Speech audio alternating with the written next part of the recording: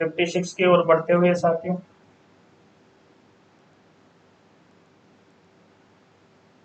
Child care बाल अवकाश छुट्टी, जिसको अपन सीसी बोलते हैं, सीसीएल, ये आपके 730 दिन की मिलती है, 730 दिन की मिलती है। और इसमें जो फर्स्ट 365 होते हैं उनका 100% पूर्ण वेतन मिलता है, 100%। और अगले 365 होते हैं, दोनों को जोड़ेंगे हम तो 730 आ जाएंगे। अगले जो होते हैं वो 80% होते हैं। और ये जो पहला होता है 365 तक, ये 100% की दर से भुगतान किया जाता है, वेतन दिया जाता है। और एक साल में ये 3 बार ली जा सकती है, और कम से कम 5 डेज की ये ली जा सकती है। इतना यहाँ आपको याद रखने की जरूरत है। चलिए 56 की ओर बढ़ते हैं। 56 है, लेवल 15 के लिए है। Railway officer while on duty is eligible for. तो 56 की यहाँ बात करें अपन, तो 56 में आपका सिल्वर पास आ जाएगा, जो कि एस सी जी ग्रेडिंग लेवल 15 पे आपका एस सी जी ग्रेड आ जाता है। तो यहाँ पे जो 15 का है वो रजत पास के लिए हकदार हो जाएंगे। रजत पास यानी सिल्वर पास की बात कर रहे हैं यहाँ पर।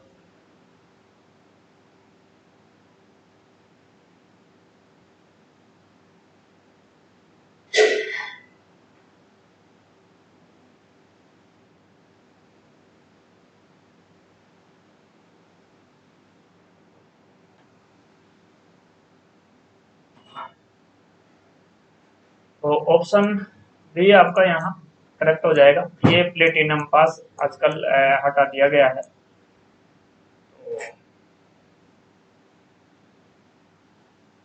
और लेवल जो 15 होता है वो एस सी जी ग्रेड के अधिकारियों का होता है, तो वहाँ के लिए ये सिल्वर आ जाएगा। जैसे आपके कारखाने में CWM साहब हैं, तो वो L15 में आते हैं, और उनके लिए सिल्वर पास मिलता है। सिल्वर का मतलब हिंदी में रजत मिलता है। और डिवीजन की बात करें तो DRM साहब हैं, ये आपके SCG ग्रेड के अधिकारी हैं, तो इनको सिल्वर पास मिलता है। तो ये लेवल 15 में आ जाते हैं। तो यहाँ रजत पास हो जाएगा, आपको रजत पास हो जाएगा, सिल्वर पास जिसको अपन बोलते हैं। तो ये आपके SCG ग्रेड के अधिकारियों के लिए आ जाएगा, जिनका लेवल 15 होता है। चलिए यहाँ ऑप्शन बी हो जाएगा। प्रश्न नंबर 57 की बात करें अपन, तो 57 में maximum communication of pension is, तो ये आंख मीच के लगाइएगा, 40% होता है। रट्टा मार लीजिएगा इस प्रश्न का, ये बार बार आता रहता है, तो ये गलत नहीं होना चाहिए। पेंशन का अधिकतम कम सारांशीकरण है कम्यूटेशन, तो ये 40% होता है। इसका सीधा सेट फार्मूला है 40%, सीधा सेट आंसर है इसका 40%। इसमें कोई दिमाग लगाने वाली कोई बात नहीं है। जब भी ये मैक्सिमम कम्यूटेशन ऑफ पेंशन के लिए पूछे तो सीधा सेट 40% आपको मारना है। तो यहाँ ऑप्शन सी आपका बिल्कुल करेक्ट हो जाएगा। और एक रीस्टोर से संबंधित आता है कि कितने वर्षों के बाद पेंशन रीस्टोर हो जाती है। तो रीस्टोर के लिए 15 वर्ष है, रिस्टोर के लिए 15 वर्ष है, ये भी आप ध्यान रखें। चलिए प्रश्न नंबर 58 है, डिविजनल रेलवे मैनेजर यानी DRM साहब इज एलिजिबल फॉर, तो ये रजत पास के हैं, अभी मैंने जैसे ऊपर बताया आपको। और DRM साहब हैं जो आपके लेवल 15 में आते हैं, DRM साहब लेवल 15 में आते हैं। और ये रजत पास यानी सिल्वर पास के हकदार हैं। कारखाने का CWM साहब और डिवीजन के DRM साहब, ये दोनों सिल्वर पास के हकदार हैं, और दोनों लेवल 15 में आते हैं, और SCG ग्रेड के अधिकारी होते हैं। यहाँ ऑप्शन बी ठीक है। विडो पास की डेट पूछ रहा है कि विडो पास के स्कीम स्टार्टेड फ्रॉम, विडो पास की स्कीम कब से स्टार्ट हुई, तो ये 12 मार्च, विडो पास 12 मार्च 1987। जो विडो पास है ये आपके 12 मार्च 1987 से, विधवा पास रेलवे ने 12 मार्च 1987 से प्रारंभ किया था। तो ये ऑप्शन बी आपका यहाँ आ जाएगा। विधवा पास योजना है जो 12/3/1987 से लागू हुई थी। वेरी इंपॉर्टेंट प्रश्न है, बहुत ही महत्वपूर्ण प्रश्न है, याद कर लीजिएगा। कई बार पूछा गया है। विधवा पास योजना 12 मार्च 1987 से लागू है। विधवा पास, ध्यान रखिएगा। ऑप्शन बी आपका यहाँ करेक्ट हो जाएगा। क्वेश्चन नंबर 60 है, validity of half set complimentary pass is month. तो यह जो हाफ सेट कम्प्लीमेंट्री आधा सेट माना पास की वैधता क्या है? तो सभी पासों की वैधता 5 माह है, वो चाहे आधा सेट हो चाहे फुल सेट हो, सबके लिए 5 माह होती है। तो यहाँ 5 माह हो जाएगा। ऑप्शन ए यहाँ आपका बिल्कुल करेक्ट है, ऑप्शन ए में। प्रश्न नंबर 61 है, इंडस्ट्रियल डिस्प्यूट एक्ट औद्योगिक विवाद अधिनियम 1947 वाज इम्प्लीमेंटेड फ्रॉम। तो ये जो औद्योगिक विवाद अधिनियम है, इंडस्ट्रियल डिस्प्यूट एक्ट, ये आपका 1947 है। ये आपका 1947 है। तो यहाँ ऑप्शन आपका सी आंसर बिल्कुल करेक्ट हो जाएगा। Option C correct answer. प्रश्न नंबर 62 है, study leave is guaranteed for months at a time. अध्ययन छुट्टी एक समय पर महीने के लिए दी जाती है। तो ये जर्नल कर्मचारी को, सामान्य कर्मचारी को ये 5 साल की रेलवे सेवा के बाद 2 साल के लिए दी जाती है। 2 साल का मतलब 24 महीने के लिए दी जाती है। और इसको 2 टुकड़ों में सेक्शन कराना पड़ता है। 2 टुकड़ों में इसको सेक्शन कराना पड़ता है, 12 मंथ की एक बार और 12 मंथ की एक बार, यानी 2 टुकड़ों में इसको सेक्शन कराना पड़ता है। यही डॉक्टरों के लिए 3 साल की हो जाती है। डॉक्टरों के लिए ये 3 इयर्स की हो जाती है और ये उनको ये 3 टुकड़ों में दी जाती है, 12 मंथ, 12 मंथ और 12 मंथ। तो यहाँ जनरल कर्मचारी के लिए 2 साल है, 2 टुकड़ों में इनको सेक्शन करानी पड़ती है। तो अध्ययन छुट्टी एक समय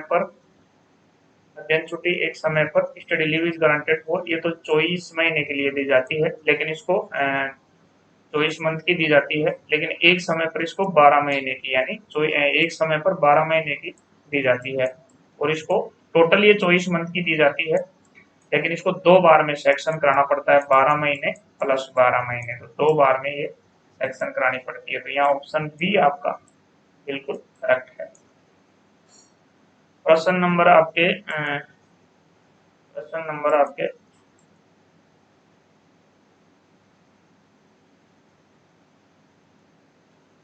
प्रश्न नंबर आपके 63 है, ग्रेड पे 600 लेवल 13 कहा जाता है।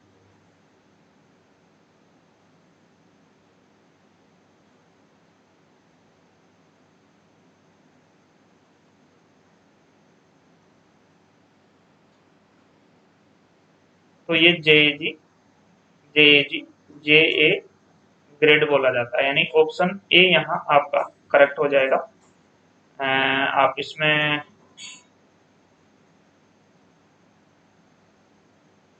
लेवल जो 13 है वो जेएजी ग्रेड के लिए है, जेएजी ग्रेड के लिए है। ऑप्शन ए यहाँ करेक्ट हो जाएगा। और लेवल 15 का मैंने अभी आपको ऊपर बताया ही है। तो यहाँ ग्रेड पे 600 के लिए और लेवल 13 की बात कर रहा है, तो ये लेवल 13 जेईजी ग्रेड के लिए आ जाता है, जेईजी ग्रेड के लिए आ जाता है लेवल 13। तो यहाँ ऑप्शन आपका ए हो जाएगा 63 में। प्रश्न नंबर 64 है, who is the president of staff benefit fund in workshop. Workshop में जो स्टाफ बेनिफिट फंड होता है, एस बी एफ, तो वर्कशॉप में इसका जो अध्यक्ष के लिए पूछ रहा है, प्रेसिडेंट कौन होता है? तो डिप्टी सीएमई साहब जो होते हैं इसके वर्कशॉप में प्रेसिडेंट होते हैं। स्टाफ बेनिफिट फंड ये रेलवे में 1931 में लाया गया था, स्टाफ बेनिफिट फंड। और इसके जो अंशदान की राशि है 500 रुपए, उसको बढ़ा करके आजकल 800 रुपए कर दिया गया है। तो वर्कशॉप के लिए पूछा है, वर्कशॉप में इसके स्टाफ बेनिफिट फंड के अध्यक्ष कौन होते हैं? तो यहाँ deputy CME deputy chief mechanical engineer, deputy CME, option A यहाँ इसके अध्यक्ष हो जाएंगे। प्रश्न नंबर 65 है, when SC/ST reservation provided first in direct recruitment. सीधी भर्ती में अनुसूचित जाति और अनुसूचित जनजाति का आरक्षण पहली बार कब प्रदान किया गया था? बहुत ही अच्छा प्रश्न। सुपरहिट प्रश्न कई बार पूछा गया है। तो ये 26 जनवरी 1900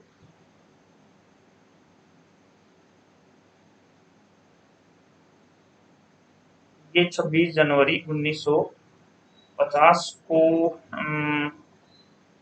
पहली बार प्रदान किया गया था। सीधी भर्ती में अनुसूचित अनुसूचित जनजाति का पहली बार का प्रदान किया गया। तो यहाँ इन्होंने 13 सितंबर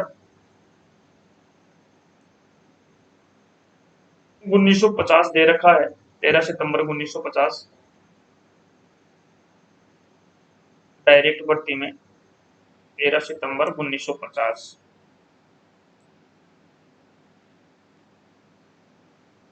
पहली बार। ठीक है, पहली बार ये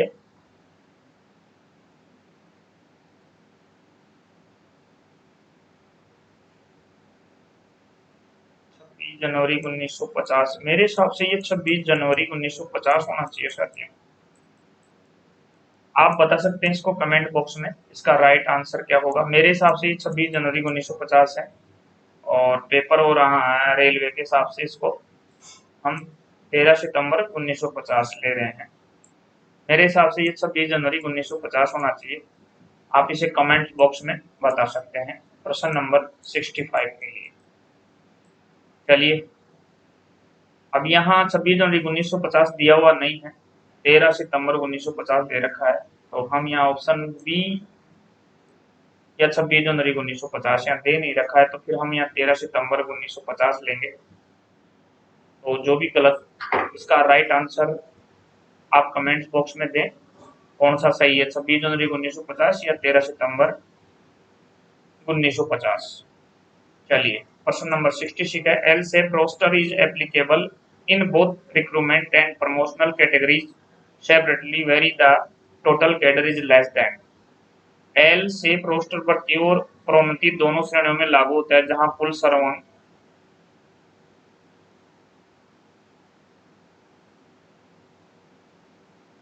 कुल सर्वांक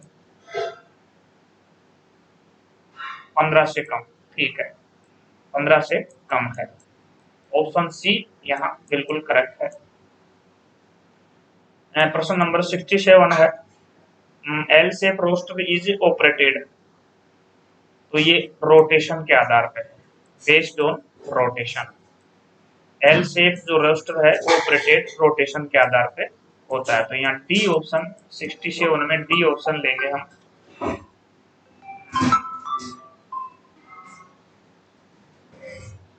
67 में हम L shape roster is operated, 67 में हम डी लेंगे यहाँ हम।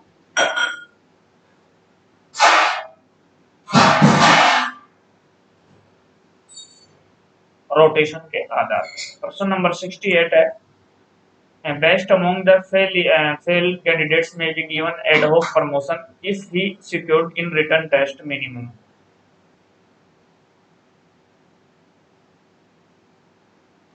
बेस्ट फेलियर अमाउंट स्कीम में आप 20% ले सकते हैं ST SC के लिए। ऐसे उम्मीदवारों में सर्वश्रेष्ठ को तदर्थ पदोन्नति दी जा सकती है यदि वह लिखित परीक्षा में न्यूनतम अंक प्राप्त करता है, तो 20%। ऑप्शन बी यहाँ करेक्ट है। ये ST SC के लिए है, ये ST एंड ST के लिए है। ऐसा उम्मीदवारों में सर्वश्रेष्ठ को तदर्थ पदोन्नति दी जा सकती है जो लिखित परीक्षा में न्यूनतम बेस्ट फेलियर कैंडिडेट।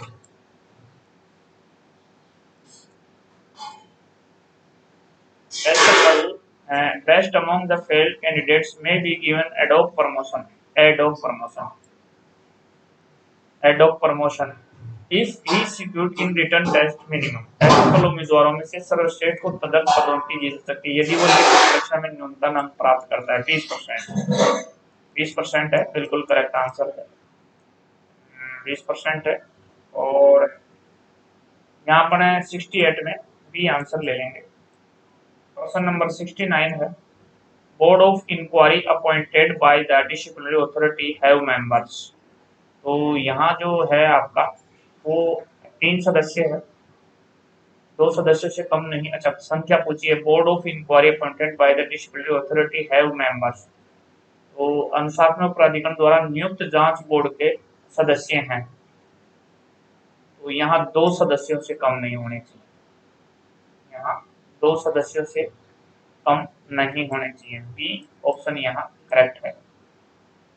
प्रश्न नंबर 70 है, where appointing authority are not available who should be treated as appointing authority. जहां नियुक्ति प्राधिकारी उपलब्ध नहीं है वहां किसे नियुक्त प्राधिकारी माना जाना चाहिए?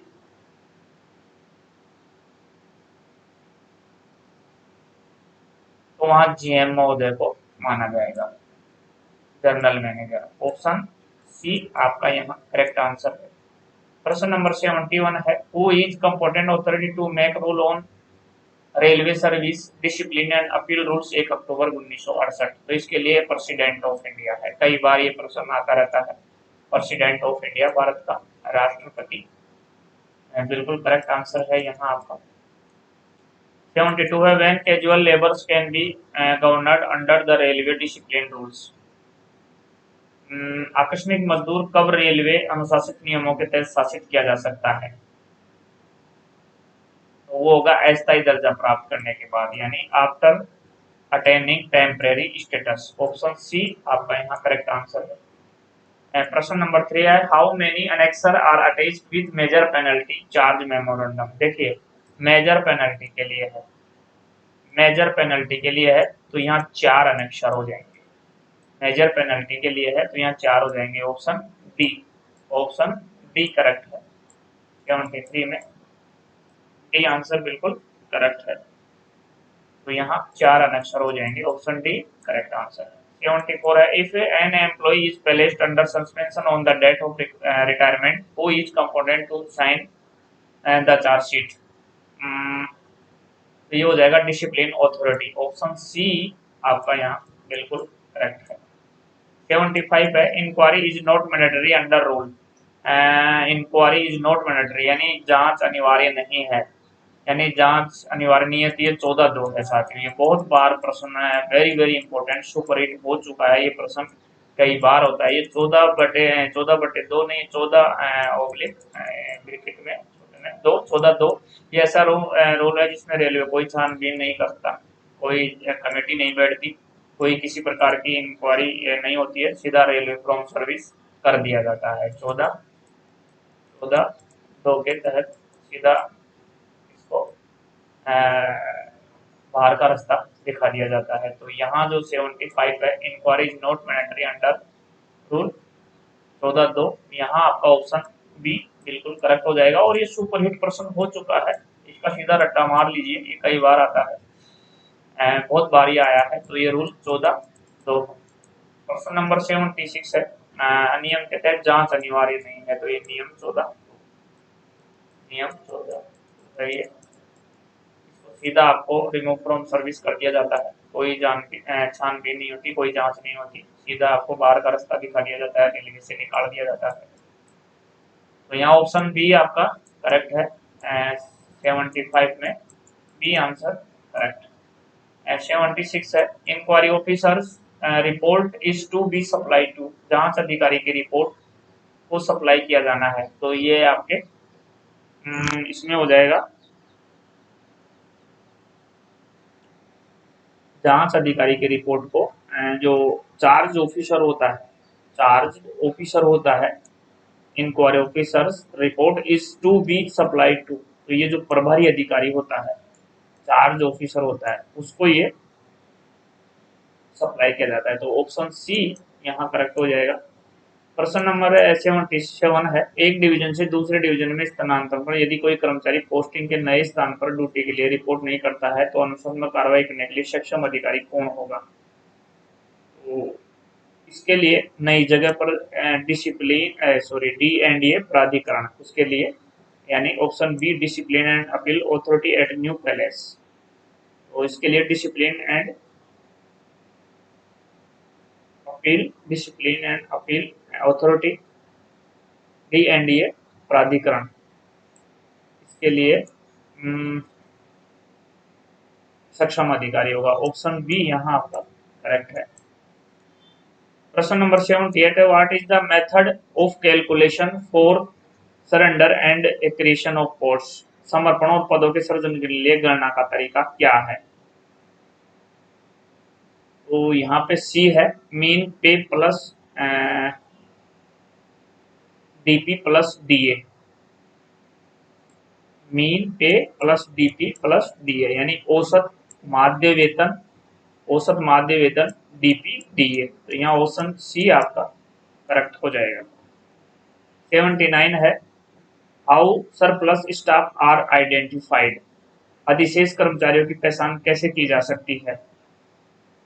तो वो पहचान की जा सकती है कनिष्ठ अधिकांश कर्मचारी, यानी the junior most of the employees.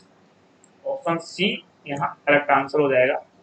80 है, what is the procedure for dealing with manned surplus post, मानव युक्त अधिशेष मैन्ड सरप्लस पदों से निपटने के लिए क्या प्रक्रिया है?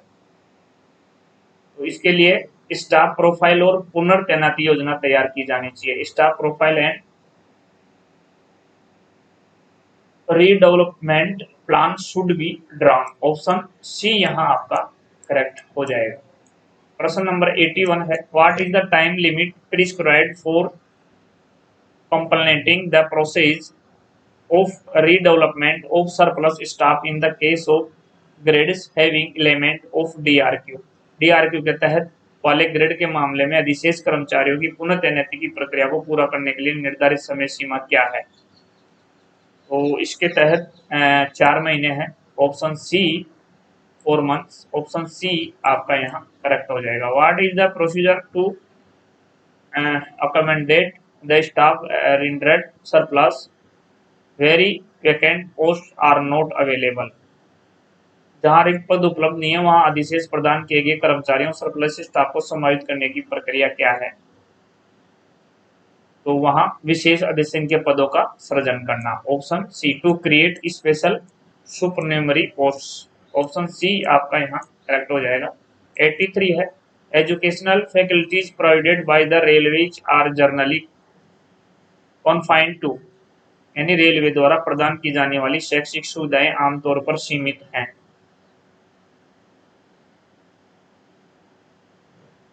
तो वो बी ऑप्शन है आपका।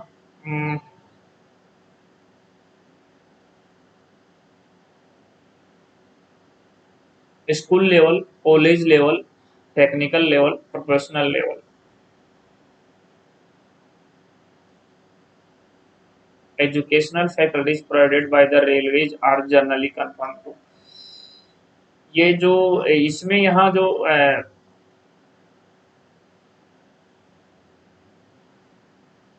12वीं तक इसको माना गया है, 12वीं तक इसको माना गया है, 12वीं तक इसको माना गया है। वैसे रेलवे द्वारा प्रदान की जाने शैक्षिक सुविधाएं आमतौर पर सीमित हैं, तो वो 12वीं तक हैं, लेकिन इसको यहाँ अपन कॉलेज स्तर तक लेंगे, यहाँ अपन इसको कॉलेज स्तर तक लेंगे, क्योंकि शैक्षिक सुविधाएं आमतौर पर सीमित हैं, कॉलेज स्तर तक सीमित हैं। ऑप्शन बी यहाँ हम लेंगे 83 में। 84 है, a teacher of railway school can combine with vacation. A teacher of railway school can combine with vacation, railway school के एक शिक्षक छुट्टी वेकेशन के साथ गठबंधन कर सकते हैं। तो ये only LAP, only HLAP, only CL and kind of leave. तो ये अपन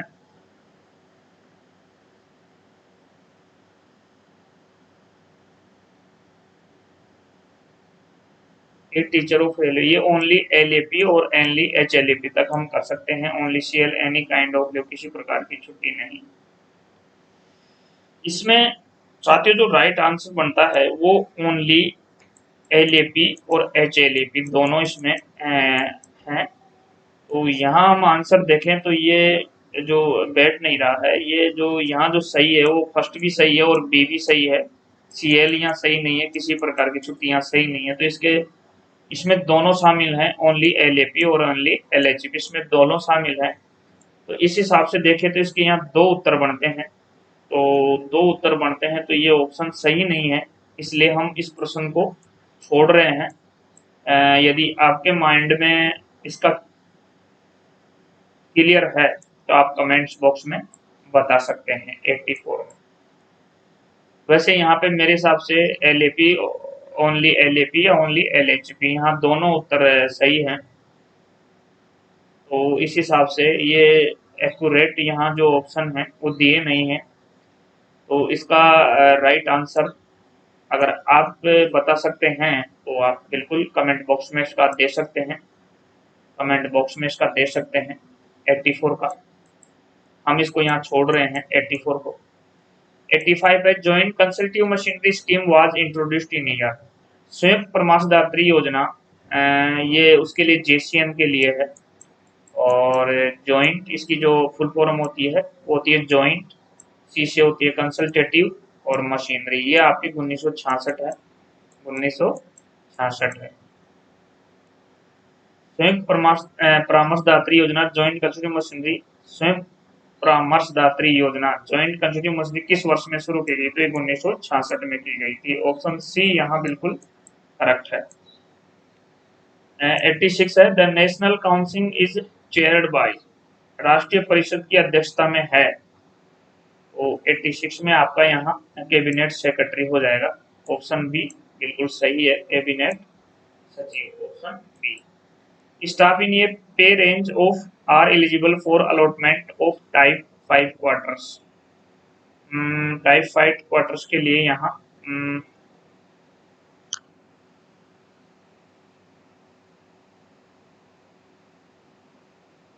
डी ऑप्शन हो जाएगा टाइप 5 के लिए।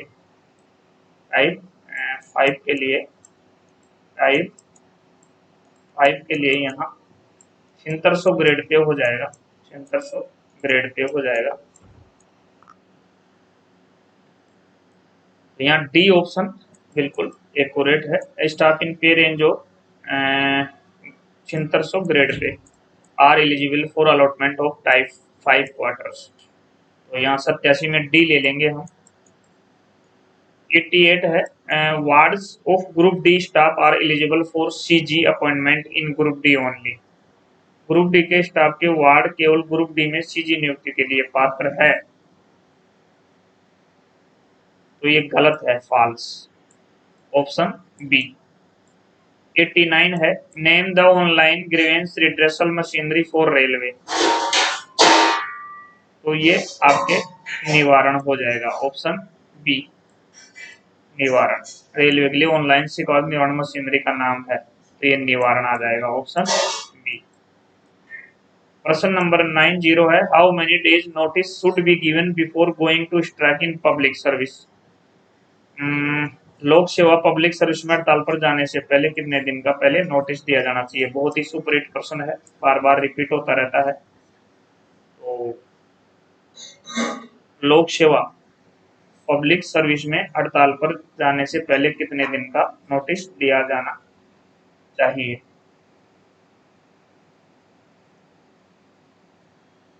तो ये 6 वीक है,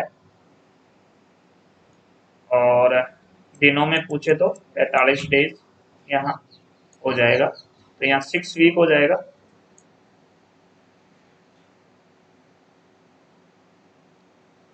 ऑप्शन सी यहाँ आपका करेक्ट हो जाएगा। What is full form of WCA? WCA के लिए आपका WCA की फुल फॉर्म हो जाएगी आपकी work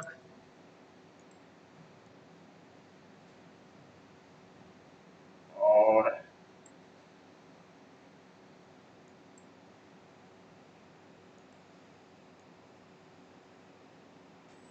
workman, workman compensation,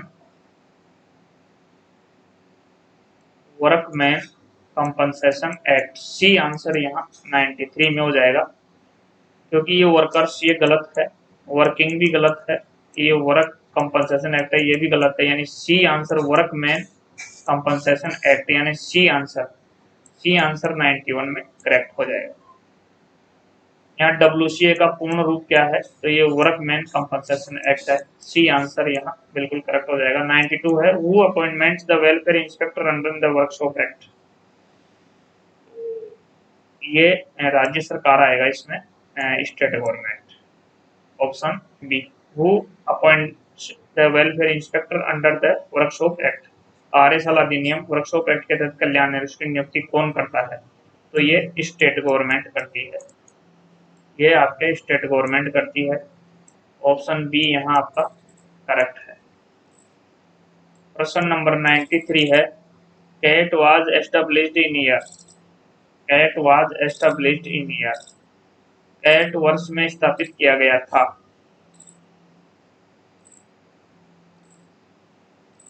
cat was established in year, तो कैट की जो स्थापना हुई थी वो हुई थी आपके 1 नवंबर 1985 को हुई थी। 1 नवंबर 1985 को हुई थी। कैट की जो स्थापना हुई थी वो 1 नवंबर 1985 को हुई थी और इसकी फुल फॉर्म होती है सेंट्रल एडमिनिस्ट्रेटिव ट्रिब्यूनल। और इसकी जो प्रधान पीठ है वो नई दिल्ली में है। प्रधान पीठ है जो नई दिल्ली में है। और इसकी जो स्थापना की गई थी वो आर्टिकल 323 ए के तहत की गई थी। ये भी परीक्षाओं में पूछा जाता है।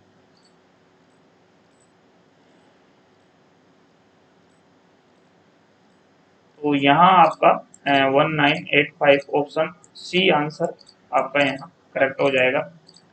प्रश्न नंबर 94 है, under the workman compensation act there are schedules. कामगार मुआवजा अधिनियम के तहत कितनी अनुसूची है?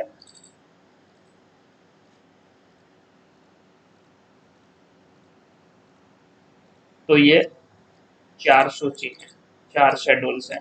ऑप्शन सी आपका यहाँ करेक्ट हो जाएगा। 4 शेड्यूल्स, 4 शेड्यूल्स, तो यहाँ सी आंसर आपका करेक्ट हो जाएगा। प्रश्न नंबर 95 है, the appeal against the decision of workman compensation commissioner shall lies with.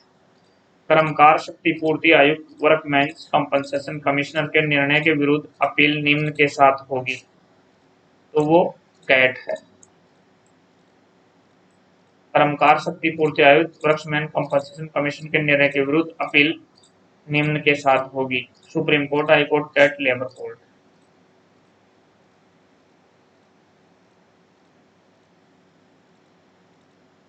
नहीं, ये गलत हो जाएगा सर। जो कैट में इसके लिए नहीं है, कैट के लिए ये सीधा हाई कोर्ट में होगी। ऑप्शन बी यहाँ आपका करेक्ट होगा। The appeal against the decision of workman's compensation commissioner shall lies with, यानी कर्मकार क्षतिपूर्ति आयुक्त वर्कमैन्स कंपनसेशन कमीशन के निर्णय के विरुद्ध अपील किसके साथ होगी? तो ये हाई कोर्ट में होगी, ये कैट में नहीं होगी, हाई कोर्ट में होगी। ऑप्शन बी यहाँ राइट आंसर बनेगा। 96 है, as per HOER guards belongs to which category. Rail सेवा, काम के घंटे और आराम की अवधि नियमों के अनुसार गार्ड किस श्रेणी के अंतर्गत आता है? तो गार्ड जो आता है वो कंटिन्यूस में आता है, कंटिन्यूस में आता है। तो यहाँ ऑप्शन बी आपका करेक्ट हो जाएगा। रेलवे बोर्ड स्तर पर प्रेम के अध्यक्ष कौन है? तो ये CRB होते हैं, चेयरमैन ऑफ रेलवे बोर्ड, या इसको आप CEO भी बोल सकते हैं, चीफ एग्जीक्यूटिव ऑफिसर, या chairman of railway board CRB होते हैं। तो ये ऑप्शन ए यहाँ बिल्कुल करेक्ट है।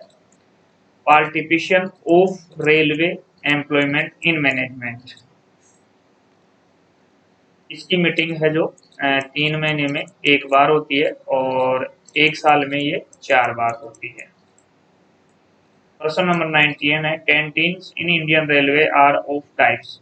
भारतीय रेलवे में कैंटीन कितने प्रकार की होती है? तो भारतीय रेलवे में कैंटीन 2 प्रकार की होती है। भारतीय रेलवे में कैंटीन 2 प्रकार की होती है। यहाँ ऑप्शन बी आपका करेक्ट हो जाएगा।